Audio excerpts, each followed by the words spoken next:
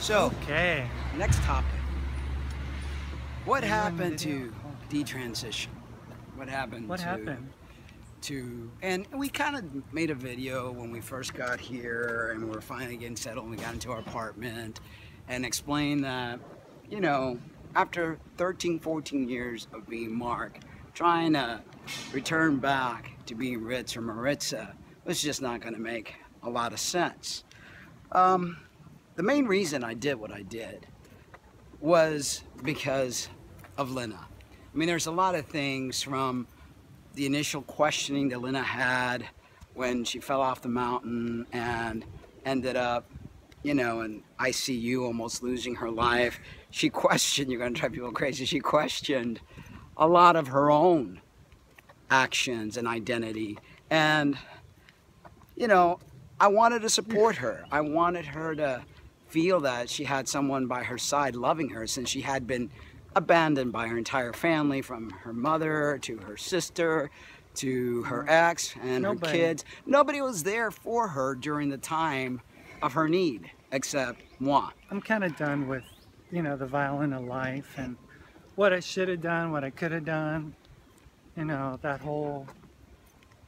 Yeah, it's done. I mean, it's like my saying is, over with. we go through this hassle to do this, to be happy. So why go through all this and not be able to be happy because you're living in guilt and in remorse and in regret and all sorts of stuff? It doesn't work. And it's really taken, you know, a process to get there, you know, because living under the guilt, you know, that I've been thrown into for what I did or didn't do, you know, depending on how you look at it, it serves really no purpose. None at all. So, in saying that, I wanted there to be peace and happiness. So I figured, well, to bring Lynna's kids into our life, maybe I need a detransition and show the kids that, you know, there's some normalcy, or the normalcy that they expect to see, that I'm just, you know, the new stepmom, and do whatever I had to do to get Lynna's mom to accept things and the kids and all that stuff. But no matter what we did, it was not received openly. And here I am. There was no overture that was gonna, you know, allow us to be able to look right in anyone's eyes. I mean, it was definitely a no-win situation. So it's like, damned if you do, damned if you don't. And we just realized that, you know, it's best to just leave what's not broken alone, because what we have is what we have, and who we are is who we are. I did this in 2003 with all the conviction in the world, and I'm very sure of the person that I am. But in Lynna's in my traumatic paradigm, experience, I needed to find a way into that paradigm, and did what I did, you know, tried to detransition, went off hormones, you know, did all the things that I thought I needed to do. And I wasn't trying to be a martyr, and I was just because the person I loved and love was in need. Oh, you still love me? Of course I do. Needed my help in whatever way, and I needed your help for sure. And I've been there since day one, you know, for her. So, you know, no doubt in my mind that I am Mark. No doubt in my mind that this is the decision that I made back in 2003, and it was the right decision. And I'm happy with who I am. And people need to realize that if you do this to be happy, even if you question yourself, because I'm sure many of you will question yourself, was it worth losing everything, your family, your friends, you know, looking at yourself in the mirror and still not being happy with how you look like? You may never look 100% what you want to look like or be, but you can live your life. And that's the only thing that we have control over, is how happy we are and how we live our lives. And the truth is that we do this and people don't understand, and some people never will understand. And those of you lucky enough to have people that are understanding. You know, there's a saying in Spanish, what? Lo mastica, pero no lo traga. Yeah, you could chew it, but they chew us, but they don't swallow us. Yeah. So more than likely, people are just tolerant. Yeah. You know, and it's something for, I think, society to really try to grab a hold of, to understand that discrimination, no matter how it looks, is still discrimination. You know, ignorance, no matter how it looks, is still ignorance. And in the process of detransitioning for Mark, it was something that he was willing to give up what he never, ever once questioned in his long period that he'd already been transitioned and living as basically as a cis male. I mean, there was no question. The man was married to a woman and was Legally. living his life legally, and you know, he had, you know, his life was normal, you know. So it's just unfathomable to think that a person, that I could meet a person that would be so giving, so unconditionally loving, that he would want to set apart what was so precious to him in order that we could be together and that we could work, you know. And I appreciate you doing that, but I think it was a bit much for me to expect you to do something that you'd already, you know, years and years had already decided was the best option for you as an intersex individual, as a person with a predominantly male, you know, personality and persona. And I mean, there's so much masculine about you that even when we were in the process of your detransition, it was still awkward for you. Very because awkward. It was like, it's not your first choice. And that's why you did it in the first place, you know? I mean, Exactly. and I just, But you know what? It taught me a lot of things, and I think I might have taught a lot of people a lot of things, because not everyone will have a successful transition, and not Right. everyone is actually meant to transition. And it's important that we question ourselves, because it's a lifelong battle and challenge, and it's not easy. So if you're not on board 100%, then you've got to really think it through and realize that these changes that we create are permanent, and changes that could bring on health issues, changes that could bring on more mental issues instead of alleviating it, because at first it may, but if you're not strong enough as a person to deal with everything that's going to come your way, all the losses that you're going to face, then this is not for you. And I think that's a very healthy thing to talk about as a community. You know, we need to learn to stick together, to not belittle one another when we don't say exactly the words that we want to hear, you know.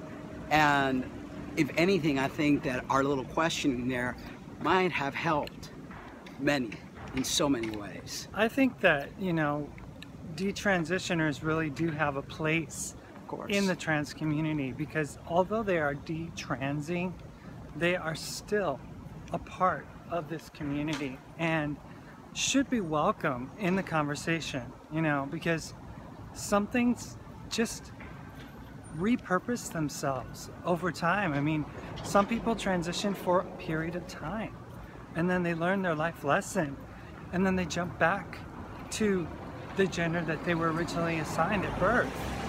For some people it's like that. I mean, who are we to discriminate in the trans community about someone going, oh, then you weren't really trans then? And what is really trans? I mean, because what's trans for me may not be trans for you, or vice versa. That's one of the beauty, or should be one of the beauty about being trans, is that we're breaking the mold of what society deems a man and a woman is. So why are we going to belittle somebody else because we're afraid that we're going to be devalued if somebody detransition, because that means that, oh, that means that then I'm not really trans if I detrans, and that means they weren't ever trans. I mean, it's crazy, you know. It's a vicious back and forth, and the bottom line is that everybody's experience is unique And valid. Yeah, to each individual. You know, it's a very individual thing, and it's something that people, you know, they have a lifelong battle. Some of us have a lifelong battle with it. When finally come to terms with doing the right thing for us, it's after years of painful thought and contemplation and experience, and you know, I mean, it's different for different people, and for other people it may not be like that. It may be just an understanding, and mom and dad knew from a young age, and they saw the effeminacy in the boy, or they saw the butchiness in the girl, and they affirmed them at a young age. I mean, it's different for different people. And I'm sorry, dude. No, go ahead. One of the things that I feel that people, it's just, this is the backside. We're trying to go in the less traffic areas because, you know, we don't want to get run over, and we want you to hear what we have to say. Exactly. So, you know, you got people that are forced into having a family, getting married, and doing the typical thing that society deems normal. So if more and more people stepped out of the box and realized that there's different normals for different people, people wouldn't go get married, try to be all uber masculine when they're actually deep inside a woman, and know that their expression and the body that they were given don't match with what they feel inside. More and more people fought it, you know, fought the system and said, no, I'm not gonna get married, I'm not gonna have kids, I'm gonna live my life. Then less people would get hurt. And we can't blame those people that did try it. You gotta, you know, give them a bravo, because they did try. They try to fit in, they try to be that unsinner and try to be that productive dad, when deep down inside they never had it in them. So why should they be penalized when they decide, you know what, this isn't for me? Yes, okay, they had the kids and the kids were born, but you know what? Kids are born every day. Kids are abandoned every day. Things happen. As human beings, we're here to grow and learn from our challenges. And sometimes very bad things turn out to be very good things, because these individuals that were abandoned have a different outlook in life and a different drive that will make them the next president of the United States, or the next amazing artist, or whatever. It's all part of living in life. Blaming people and making people feel bad or guilty for the life choices that they've made is uncool. Projecting guilt onto anyone, no matter for what reason, is never the right thing. It's always detrimental to both you and to the person you're projecting it onto.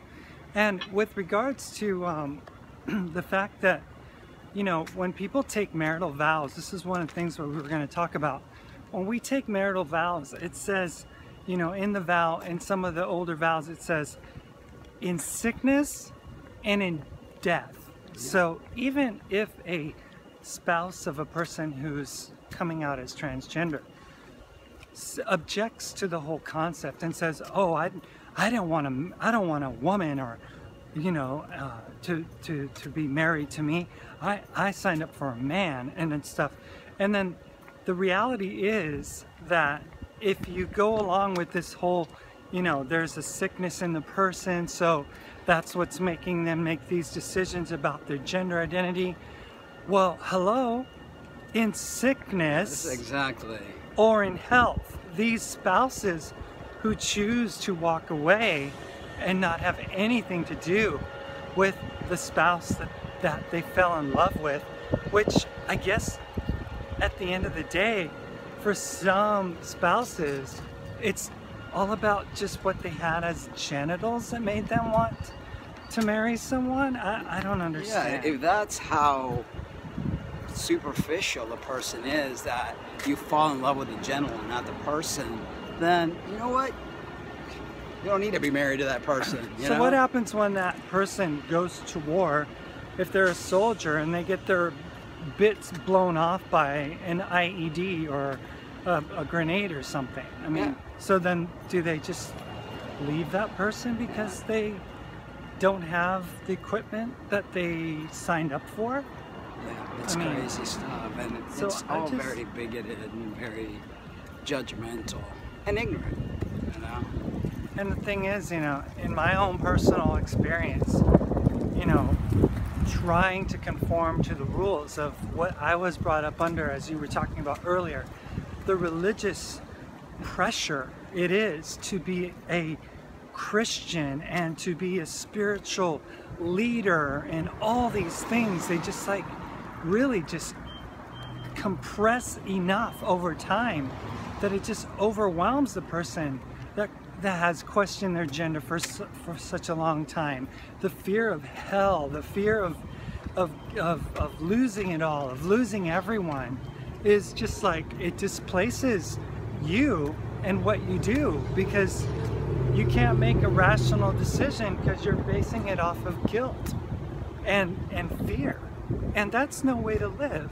No. And I chose, at 41 years of age, I chose to say, I'm done with that. You know, people are going to know the truth about me, and that's final, you know? And, you know, what is wrong with living in a life where you're living finally in truth?